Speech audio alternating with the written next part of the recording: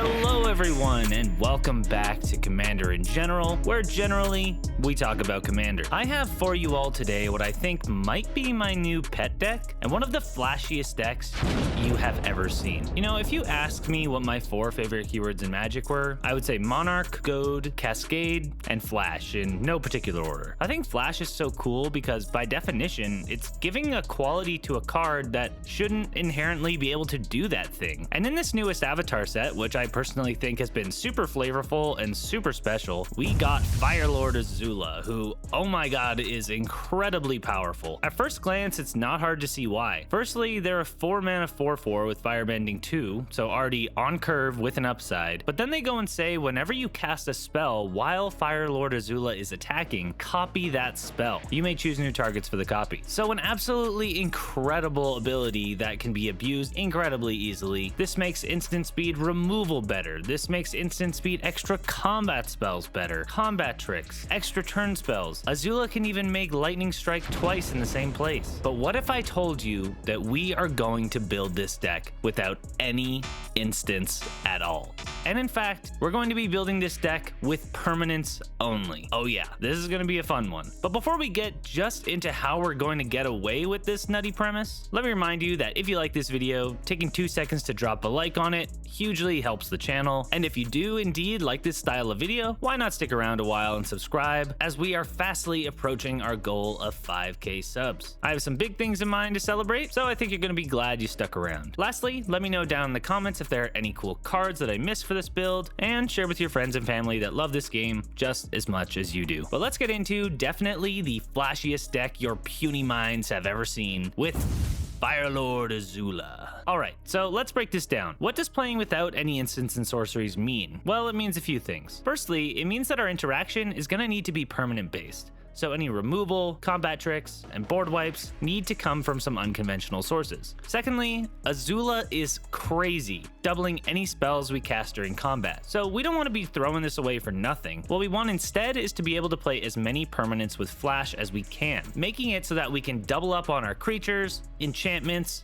artifacts, all of it. And for those things that don't have Flash, but we really want to play in this deck because they just feel too perfect to pass up, or they fill a gap for us that no other cards with Flash really do, then we've got a couple ways around that as well. And lastly, having Flash isn't the only way to cast things during combat, and I think when we put all of that together, what we get is a really cool toolbox deck that has this element of surprise built in, generates a ton of value, and commits a ton to the board. So I think where I want to start is with a couple of cards here that are going to fill those Flash gaps for us. Cards like Vidalcan Orrery and Leyline of Anticipation definitely help us out there by giving all of our spells Flash, along with High Fae Trickster, who has Flash themselves, and then as a one-off option, Emergence Zone, which is a land we can sack to be able to cast all our spells with Flash until the end of the turn. And then lastly, a pretty gnarly little fish here, Typal Barracuda. Let's not just you, but all players cast spells as though they had Flash, which we do have to be careful of, but the upside is that it also says that opponents can't cast spells during your turn, which is more than a fair trade-off. But even though most of the cards in our deck will have Flash, I thought why not make playing these cards extra worth it and splash in a little of my favorite thing to do in Magic: play our opponent's cards, but better.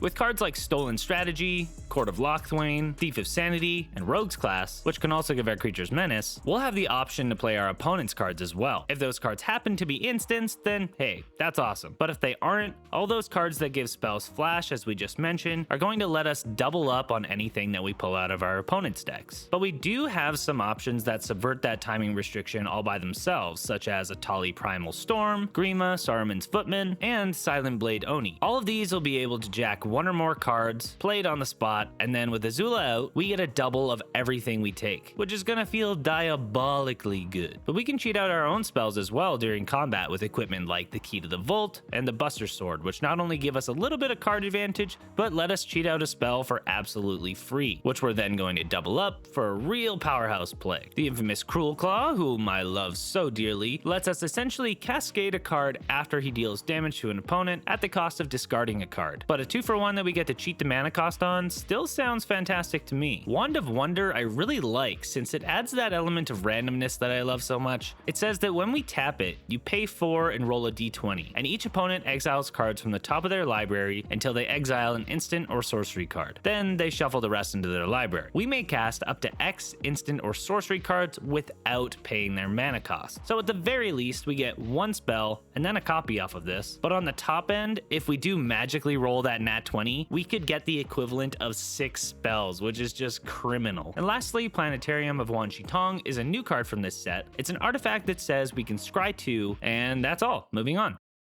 No, obviously for 6 mana, it's got to be more worth it than that. The second part of the ability says that whenever we scry or surveil, look at the top card of your library. You may cast that card without paying its mana cost. It gives us a little bit of card selection, which is awesome, and then we can activate it during combat to make it even better. And while we can only do it once on our turn, we can technically do it 4 times per round of the table, which makes the Omen cycle from Theros Beyond Death so much better. Each of these has its own effect when it enters, but when we sacrifice them, we also get to scry a couple cards. Omen of the Forge is fine, being that it deals 2 damage, but I don't think that it's good enough to make the final cut. But Omen of the Dead lets us recur a creature on ETB, and Omen of the Sea actually lets us scry again on ETB, as well as drawing us a card. And speaking of card draw, our flashy options in these colors are honestly pretty sweet and a ton of fun. Firstly, Slitherwisp is just a great little flash Typal card for us that lets us lose a life and draw a card whenever we happen to play a spell with flash. Sea-Octopus can mutate onto another creature, giving it that ability to draw us a card whenever it deals damage, and Enduring Curiosity, while also being very resilient, will give all of our creatures this effect. And I'm sure you're going to get tired of me saying it, but with Azula, our card draw could get out of hand very quickly. And if we're feeling generous, the Dictate cycle from the original Theros block is also pretty good. I'll be getting into a couple more of them as we go along, but on the card draw side of things, Dictate of Kruphix is going to speed up the game indeed, making it so that everyone will be drawing an extra 2 cards every turn. Only downside is that if we do flash this in on our own combat, yes, it will make for a super fun explosive game, but you will be the last one at the table to draw those 2 extra cards, which is a little bit unfortunate. Usually you would flash this in on the end step before you so that you're the first one to gain the card from it, but hey, that's the price of fun. Lastly, Shadow the Hedgehog. Yes, I know, Shadow the Hedgehog, but he cares about when creatures with flash or haste die, so even when things go sour, it could draw us a couple of cards. The Blue Spirit, who does look oddly familiar now that I think about it, says that not only do we draw cards whenever a non-token creature you control enters during combat, but they also give the first creature spell we cast on each turn flash, which is nice for a bit of redundancy. And lastly, for card draw is a couple more from the Avatar set. The Unagi of Kyoshi Island is a big ol' flashy serpent with ward that says whenever an opponent draws their second card each turn, you draw 2 cards. So paired with the Dictate of Kruphix, this could get pretty busted. And Wan Shi Tong Librarian is an X spell that has a lot of text, but beyond coming in as a larger flying vigilant bird spirit, will also draw us half of X cards rounded down. But some of you have probably been yelling at me for the last couple of cards saying,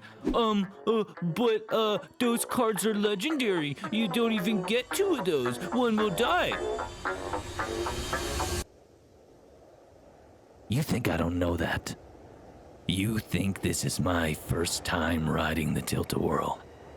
I've been playing this game, albeit badly, since before you sleeved your first Pringle-folded foil forest, you sniveling beetle worm.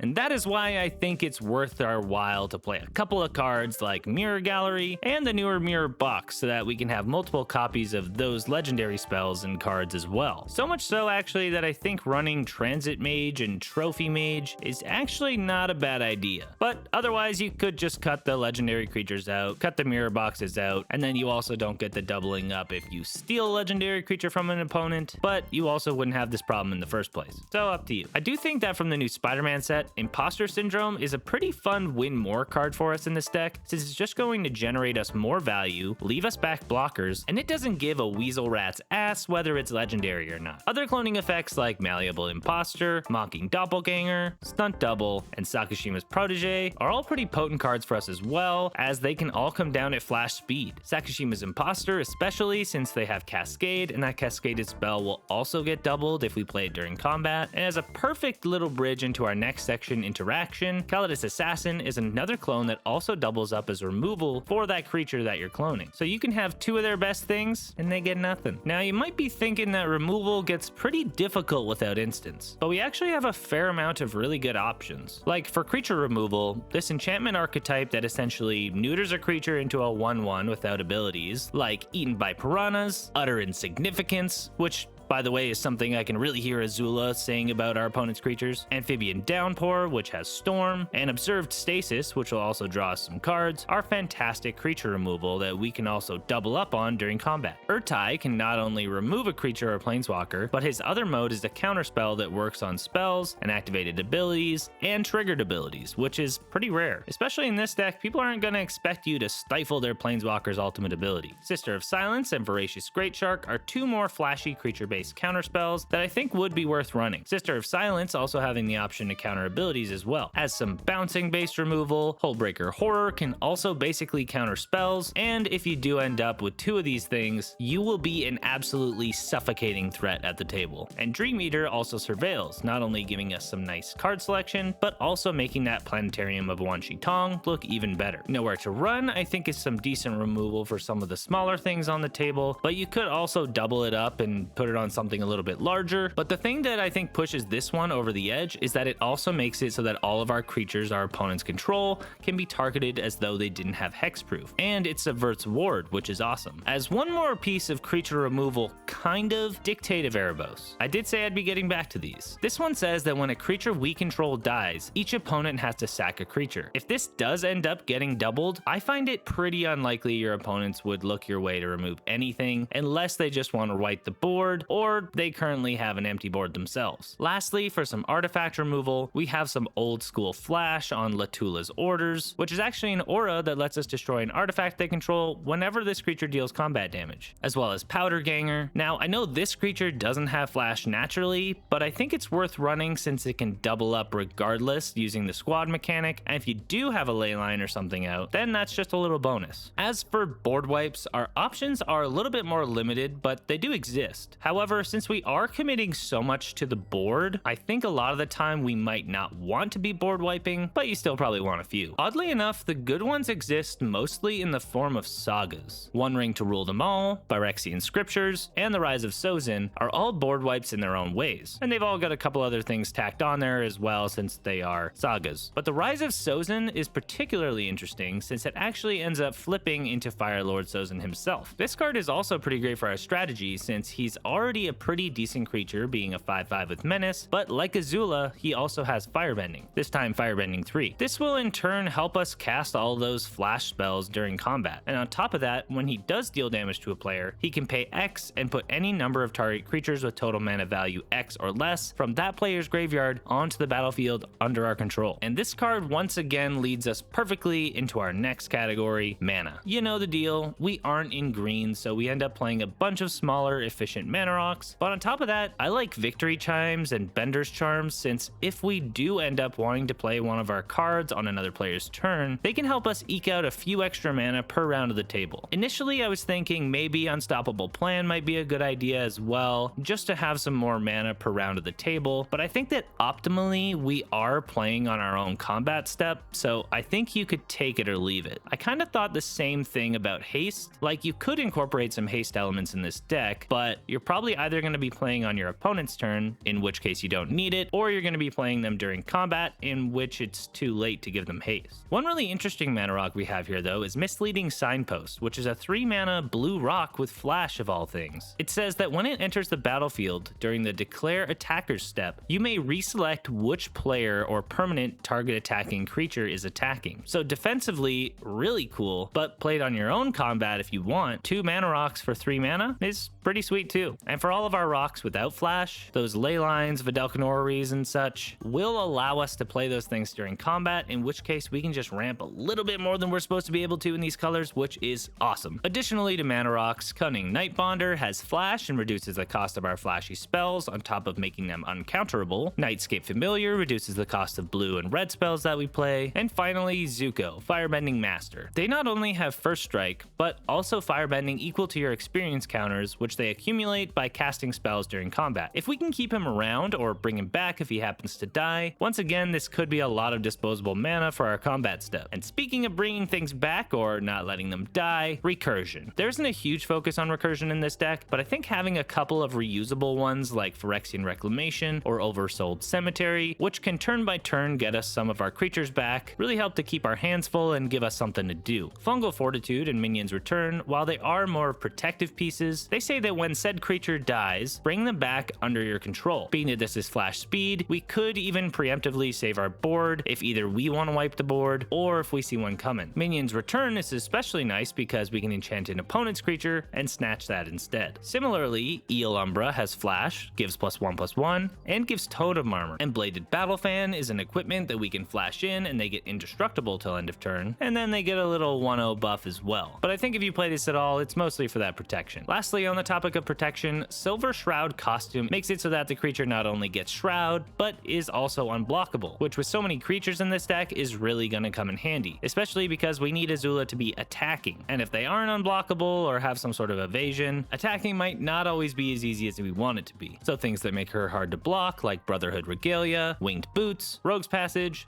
and Shizo Death's Storehouse are some nice little additions. So being at where we are with our deck building, I started to think, okay, so we're accumulating a bunch of creatures and really pushing our advantage in value, which in itself can be a win condition, but I wanted a few other ways to really push our advantages and give us a few avenues to take the win. So firstly, you have enhancers like Roaming Throne, Strionic Resonator, and Twinning Staff, which can let us double up on our doubling up with Azula and get even more creatures. We can go the damage route with cards like Fiery Emancipation, or coming back to it again, Dictate of the Twin Gods, which is the last of our Theros enchantments that simply doubles all damage everywhere. So this is one of those, if you're coming for the crown, then you better not miss scenarios, because if you flash this in while Azula is attacking, suddenly everyone and everything does quadruple damage. So if you don't win then and there, you best be taking cover. On the combat side of things, we could funnel in some of that extra mana into Aggravated Assault for some more combats. We could just play some cards that help our creatures get through with a card like Archetype of Imagination or Glaring Spotlight, or we could try to incrementally chip people down with non-combat damage from casting creatures with cards like Perforos, which can also buff up all of our attackers, Bile Smasher, which can let us throw around some damage 4 times per round of the table. But I think my favorite has to be Warstorm Surge, because it actually makes use of the doubling up of our creatures and will in turn throw around loads of damage. But hey, that's the end of the video. Thank you so much if you made it this far.